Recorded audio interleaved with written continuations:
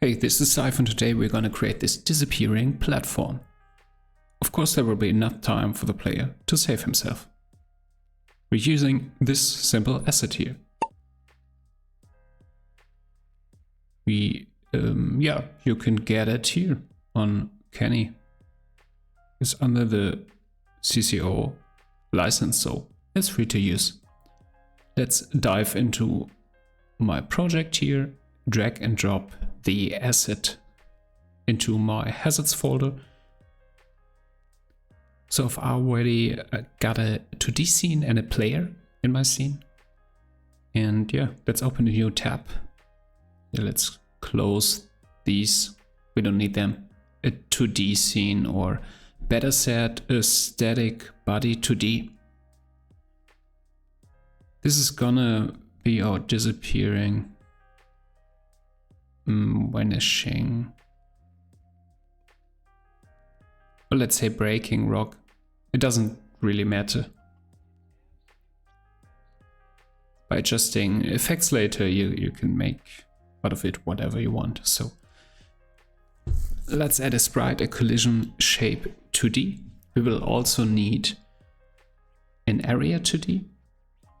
This will serve, I just copied the collision shape 2D, and we also need a timer. So yeah, vanishing timer, and the area 2D is gonna be the trigger area that triggers the vanishing when the player has landed on it.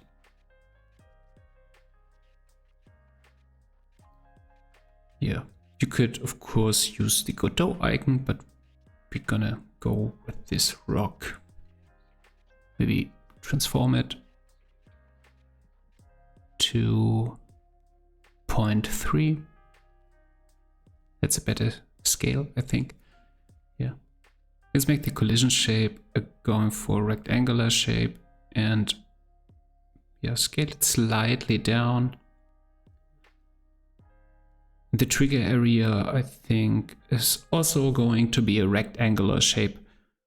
And yeah, just making sure it covers the top of the platform, rock, cube, or whatever. So yeah, I'll make it really small, like lying on the surface. Okay. So yeah, the breaking rock needs a script. Let's create one. Get rid of this. And the first thing, let's maybe connect the signals first. So for the trigger area, go to Node tab, and we connect the body entered node 2D signal. There this function appears. And of course we will also need a timeout signal for our vanishing timer. Looks good. I'm just checking the collisions, going for mask 1 for the player, layer 12, and here on the trigger area let's go for 13 and mask 1 for the player. Yeah, I think that's fine. Let's save it. Check the player. Let's activate on the mask 12 and 13 while the player is on layer 1. So everything should detect each other now. Okay, let's start typing the script. We're gonna reference something first. So on very raw timer. The timer is the vanishing timer.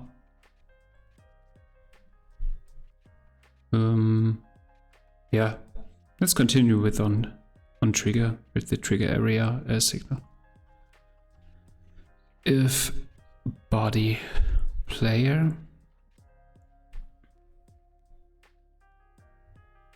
timer start.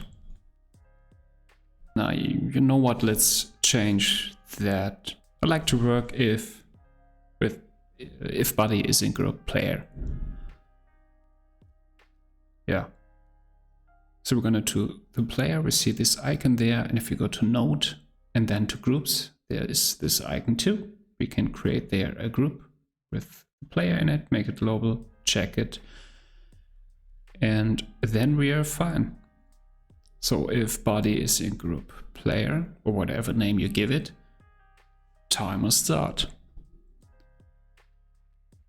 And something's wrong here. Maybe a misspelling like always. Yeah. But let's continue for now with the timer signal. So let's do var tween create tween, and yeah, tween dot let me think, tween dot tween underscore property, and then we're filling out some stuff. Self modulate A. Yeah, let's go to 0, and then the duration float, we're setting it to 0.5 or 4. Yeah, let's reference to the rest here we need. So holding down Control and drag and drop it to directly reference it, so you don't have to type on ready var all the time. Yeah, we're first going with the collision shape.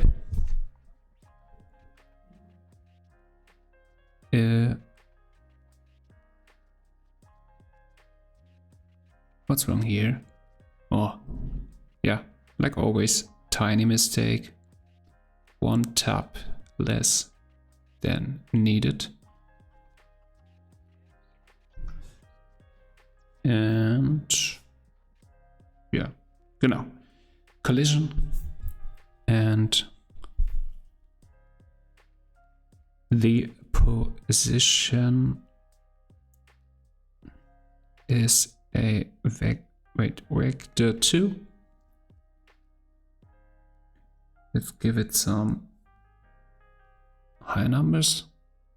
Yeah, some really high numbers. Okay.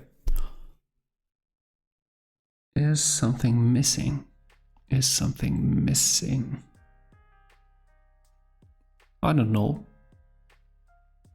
Maybe we should save and test it. So yeah, let's grab the platform, or the disappearing platforms into the hazards, and then of course into the scene. I call it breaking rock back. Yeah, let's place it there at the beginning and see if it works. And it disappears. And we can also back off. So yeah, I think we're fine. So thank you for watching and see you soon. Bye bye.